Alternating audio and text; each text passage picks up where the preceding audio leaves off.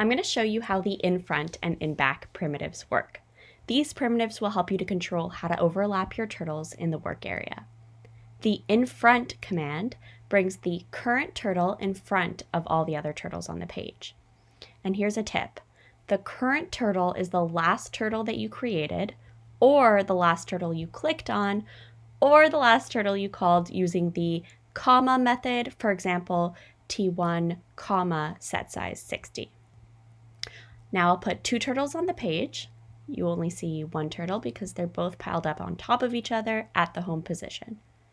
Now to show the difference between turtle 1 and turtle 2, I'll type this in the command center.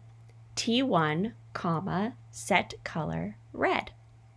And you can't see T1, right? That's because it's behind T2. Now type this in the command center, Infront, and voila!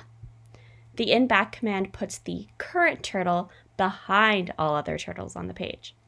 If you want the red T1 turtle to go behind the black T2 turtle, type this in the command center, Inback.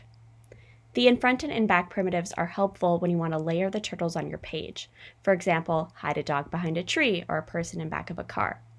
If you want to see Infront and Inback in action, open the Infront Inback Lynx project. That's it for now. Thanks. Until next time.